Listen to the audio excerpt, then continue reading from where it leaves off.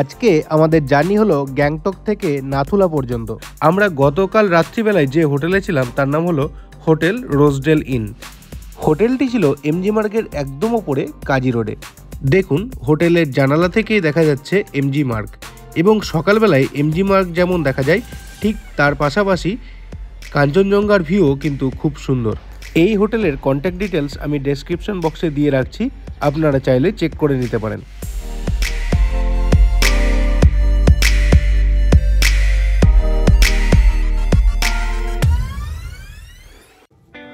Hotel থেকে মাত্র 20 metre দূরত্বের মধ্যেই রয়েছে পারমিটেড এজেন্সি, এবং এখান থেকে আপনারা বাইকও ভাড়া নিতে পারেন। আর এখান থেকে আপনারা ইস্ট সিকিম বা নর্থ সিকিম যে কোনো দিকে গেলে তার পারমিট বানিয়ে নিতে পারবেন। আমরা আগে থেকে এখানে ফোন করে রেখেছিলাম এবং তার জন্য আমাদের পারমিট আগে থেকেই বানানো হয়ে গেছিলো। এই এজেন্সিরও ডিটেলস আমরা ডেসক্রিপশন বক্সে দিয়ে রাখবো, আপনারা চাইলে চেক করে নিতে পারেন। গ্যাংটক থেকে আমরা সকাল 9:30টায় বেরিয়েছি নাথুলা যাওয়ার উদ্দেশ্যে, এবং যাত্রাপথে পড়বে ছাঙ্গু লেক।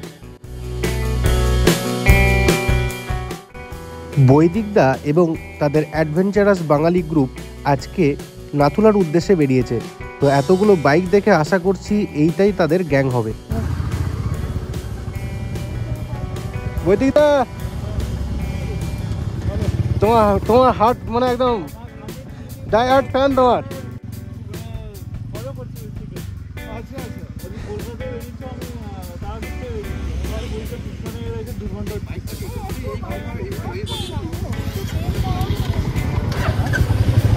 আমি ওকে তাই বলছি আজকে গিয়ে তোমার দেখা হয়েছে বৈদিকদের সাথে। এতগুলো বাইক থেকে বুঝে গেছি এখানে থাকবে। আমরা সেখানে নেমে বৈদিকদের সাথে একটু আড্ডা মেরে তারপর তার সাথে ছবি তুলে আমরা আবার বেরিয়ে পড়লাম। বৈদিকদের সাথে কথা বলে আমাদের খুবই ভালো লাগলো, এবং আমরা আশা করিনি যে তিনি এত শান্তশিষ্ট, এবং দাদাকে দেখলে তো বোঝাই যায় তিনি খুবই হ্যান্ডসাম এবং 6 ফুটের বেশি হাইটওয়ালা একজন নিপাট ভদ্রলোক। এবং এই সমস্ত লোক মানে যে এত শান্তশিষ্ট হতে পারেন, এবং যে এত বড় ইউটিউবার হওয়া সত্ত্বেও প্রত্যেকের সাথে এত ভালো কথা বললেন, মানে এটা আমরা স্বপ্নেও ভাবিনি যে তিনি এত মানে ভালো একজন লোক। যাই হোক, আমরা এখন নাথুলার দিকে এগিয়ে যাচ্ছি। এখান থেকে কাঞ্চনজঙ্ঘা ভিউ পয়েন্টের দূরত্ব প্রায় 12 কিলোমিটার, এবং সামনের যে ভিউটা পাওয়া যাচ্ছে সেটা কিন্তু খুবই অসাধারণ লাগছে। আর এই যে পতাকাগুলো সেগুলো কিন্তু এইখানকার একটা আলাদা মাহাত্ম্যকে সবসময় প্রকাশ করে।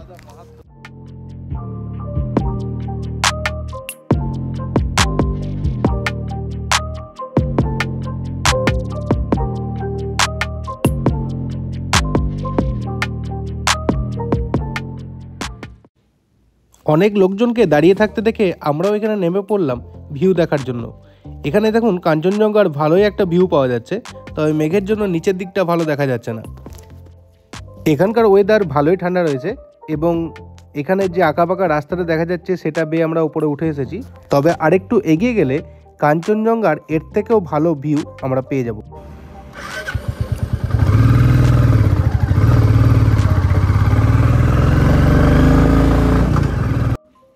একটু এগিয়ে এসে কাঞ্চনজঙ্ঘার আবার খুব ভালো একটা ভিউ পাওয়া গেল।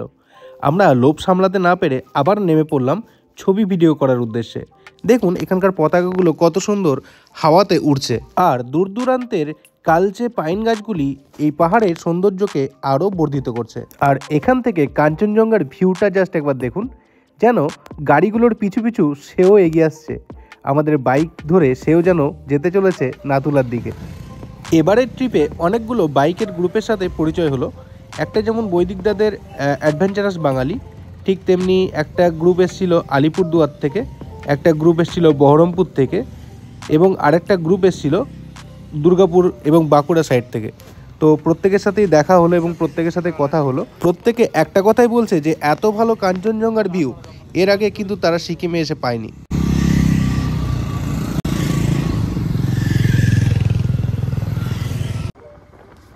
এরপর আরেকটু এগিয়ে যেতেই আমরা পৌঁছে গেলাম বহু প্রতীক্ষিত কাঞ্চনজঙ্ঘা ভিউ পয়েন্টের কাছে। এখান থেকে কাঞ্চনজঙ্ঘার ভিউ সত্যি অমায়িক। জানি না ক্যামেরার মধ্যে আপনারা কতটা বুঝতে পারছেন, তবে মনে হচ্ছে যেন একদম পুরো কাছেই রয়েছে কাঞ্চনজঙ্ঘা।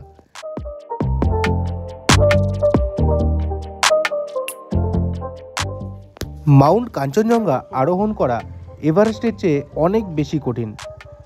এই কারণে এখানে আরোহণ করার সময় প্রায় 20% আরোহী মারা যান।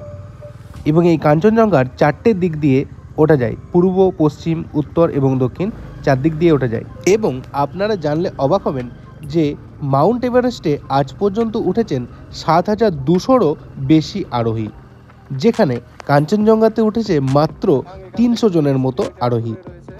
এটা শুনে আপনারা বুঝতেই পারছেন যে কাঞ্চনজঙ্ঘায় ওঠা কতটা দুঃসাধ্য। প্রথমবার সফলভাবে কাঞ্চনজঙ্ঘা আরোহণ করা হয়েছিল 25শে মে 1955 সালে। ব্রিটিশ কাঞ্চনজঙ্ঘা এক্সপেডিশনের মাধ্যমে প্রথমবার কাঞ্চনজঙ্ঘায় চড়েছিলেন জো ব্রাউন এবং জর্জ ব্যান্ড নামের 2 জন ইংরেজ।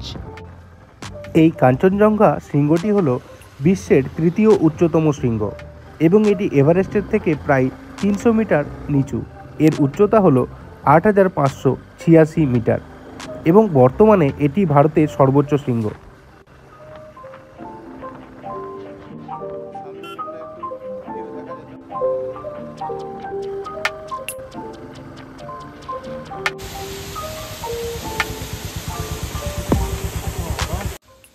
বর্তমানে আপনারা যে ওয়াটারফলসটা দেখতে পাচ্ছেন তার নাম হলো কোয়েংনোসলা ওয়াটারফলস এবং এই ওয়াটারফলসের ওপরে রয়েছে একটা জিপ লাইন। আপনারা যারা অ্যাডভেঞ্চার ভালোবাসেন তারা এই জিপ লাইনটি ট্রাই করতে পারেন। এবং এর কাছেই রয়েছে কোয়েংনোসলা আলপাইন স্যাংচুয়ারি। এখানে বিভিন্ন ধরনের ফনা দেখতে পাওয়া যায় এবং এখানে কিছু হিমালয়ান জিপগুলো দেখতে পাওয়া যায়, যেমন রেড পান্ডা তার মধ্যে একটা অন্যতম।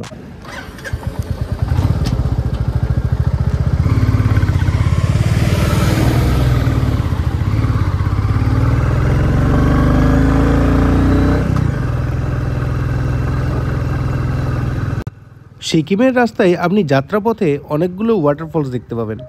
প্রথম দিকে একটা ছিল মন্দাকিনী ওয়াটারফলস বলে একটা ওয়াটারফলস, এবং আপনি যদি নর্থ সিকিম যান বা ইস্ট সিকিম যেদিকে যান না কেন, বর্ষাকালে এলে আপনি কিন্তু 100 মিটার 200 মিটার অন্তর অন্তর অনেকগুলো ওয়াটারফলস দেখতে পাবেন।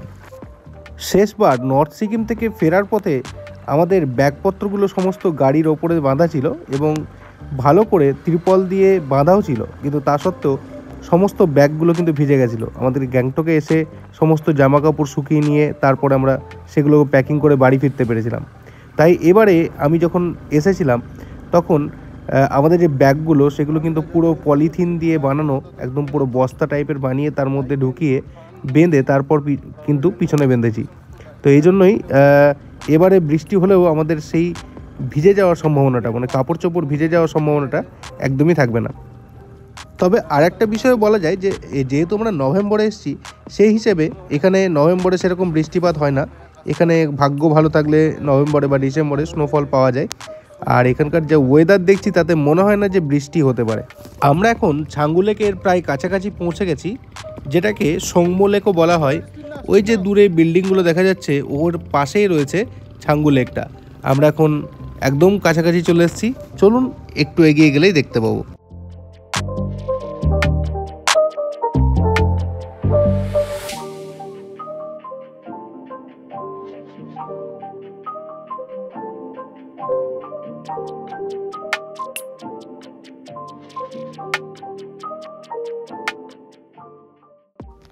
দেখুন আমরা এখন ছাঙ্গুতে পৌঁছে গেছি এবং ডান দিকে দেখা যাচ্ছে রোপওয়ের লাইন। এখানে ছাঙ্গু রোপওয়ে রয়েছে এবং সামনে রয়েছে চমড়ি গাই, যেগুলোকে বলা যেতে পারে সিকিমের একটা প্রতীক। আর এই হলো সংমো লেক, বা যেটাকে বলা হয় ছাঙ্গু লেক। আমি যখন প্রথমবার ছাঙ্গু লেক এসেছিলাম 2014 সালে, তখন ছাঙ্গু লেক পুরো বরফে ঢাকা ছিল। এখন কিন্তু ফুল পরিষ্কার রয়েছে। ছাঙ্গু লেক হলো সিকিমের একটি অত্যন্ত পবিত্র হ্রদ, যার উচ্চতা 12,313 ফুট এবং ভারতের সর্বোচ্চ লেক যেটা হলো গুরদংমা লেক সিকিমে অবস্থিত, যার উচ্চতা হচ্ছে 17,800 ফুট। এখানে যে চমড়ি গাইগুলো দেখা যাচ্ছে এগুলো হচ্ছে গৃহপালিত, এগুলো আপনারা রাইড নিতে পারেন এখানে। আর একটা রয়েছে ওয়াইল্ড ইয়াক, যেটা জঙ্গলে থাকে। আর এখানকার যে ইয়াকগুলো রয়েছে সেগুলো এখানকার স্থানীয় একটা সম্প্রদায় রয়েছে ডোকপা, যারা এগুলো লালন পালন করে থাকে। তবে যখন আমরা নর্থ সিকিম গেছিলাম সেখানে কিন্তু মহিষ ধরনের দেখতে একটা ইয়াক দেখেছিলাম, যেটা এর থেকে একটু কম হেলদি এবং তার মুখটা মহিষের মতো। এগুলো বেশ যথেষ্টই হেলদি এবং এর মুখটাও বাইসন টাইপের। আর এই সংবো রোপওয়ে হলো ইন্ডিয়ার সবচেয়ে উঁচু প্যাসেঞ্জার রোপওয়ে, যার উচ্চতা হলো 14,500 ফুট এবং এখানে টিকিট মূল্য হলো 300 থেকে 400। এই রোপওয়েটি 2017 সাল থেকে চালু হয়েছে।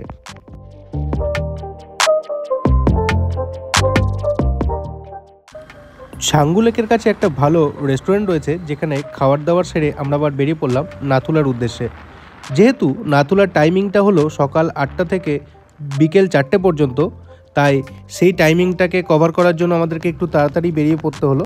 আমাদের ইচ্ছে ছিল রোপওয়েতে চাপার, কিন্তু এই সময়ের অভাবের জন্য আমাদের রোপওয়েতে চাপা হলো না। যতই সামনের দিকে এগিয়ে যাচ্ছি পরিবেশ কিন্তু ততই মনোরম হয়ে উঠছে। সামনে দেখুন মেঘগুলো কেমনভাবে ভেসে বেড়াচ্ছে।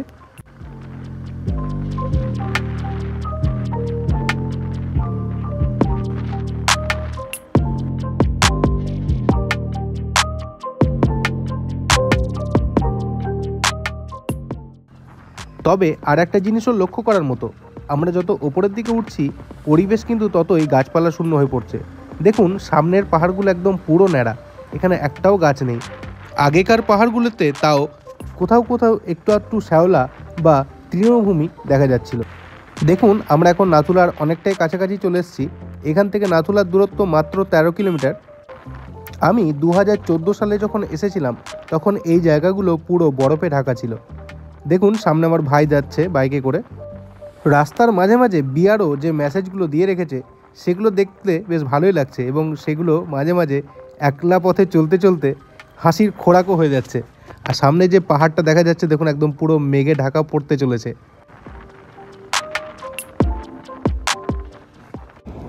এইখানকার পরিবেশটা জাস্ট ফাটাফাটি লাগছে। ওই দেখুন মেঘগুলো ওপর দিকে উঠছে, নিচে একটা লেক, আর এদিকে পাহাড়ের আঁকাবাঁকা রাস্তাগুলো রয়েছে।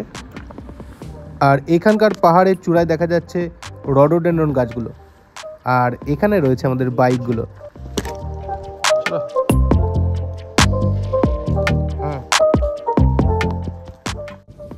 আসলে উচ্চতা বাড়ার সঙ্গে সঙ্গে মেঘ আরও ঘনীভূত হচ্ছে বলে এই জায়গাগুলো এত ঘন দেখাচ্ছে মেঘটাকে।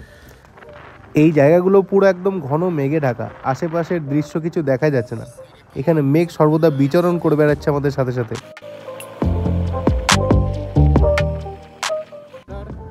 ওই যে দূরে লাল বাড়িগুলো দেখা যাচ্ছে ওটাই হলো নাথুলা পাস। এই নাথুলা পাস দিয়ে ইন্ডিয়া এবং চায়নার মধ্যে বাণিজ্যিক দ্রব্য আদান প্রদান হয়ে থাকে। এই নাথুলা পাসের উচ্চতা হলো 14,140 ফুট। এই অংশে রয়েছে গাড়ি স্ট্যান্ড। আপনারা গাড়ি দেখে বুঝতেই পারছেন এবারে নাথুলা পাসে কীরকম ভিড় হয়েছে। আর এই অংশে অগুন্তি বাইক দেখে বুঝতেই পারছেন বাইকারদের ভিড়ও এই অংশে খুব একটা কম নয়।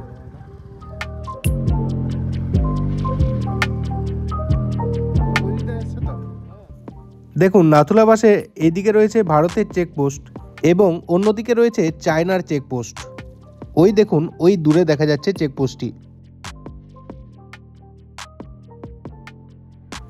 আর নাথুলা পাসের ওপরের অংশে আপনারা এসে দেখতে পাবেন ইন্টারন্যাশনাল বর্ডার। দেখুন ওখানে রয়েছে ইন্টারন্যাশনাল বর্ডার, যার ওই পারের যে বিল্ডিংটি দেখছেন ওটা হলো চায়নার। দেখুন এদিকে চায়নার পতাকা রয়েছে এবং এই দিকটা হলো ইন্ডিয়ার।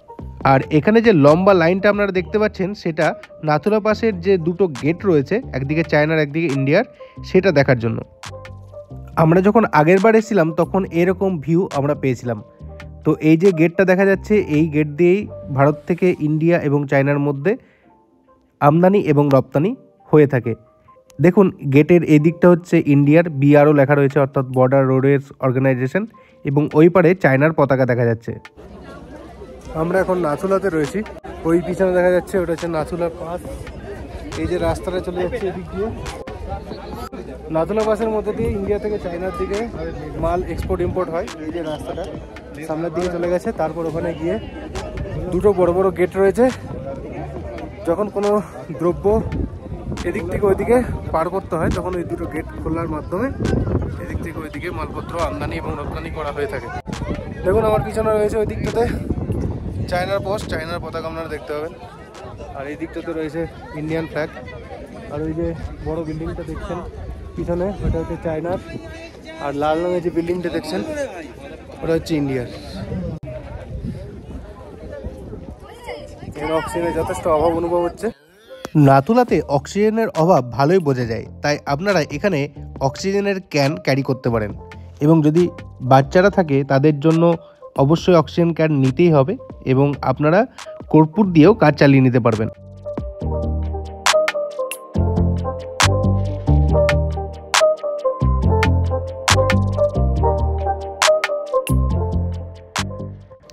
আজকের মতো ব্লগ আমরা এখানেই শেষ করছি। আমাদের এই ভিডিওটি যদি আপনাদের ভালো লেগে থাকে তাহলে অবশ্যই লাইক, শেয়ার, কমেন্ট এবং সাবস্ক্রাইব করে আমাদেরকে সহযোগিতা করবেন। ধন্যবাদ।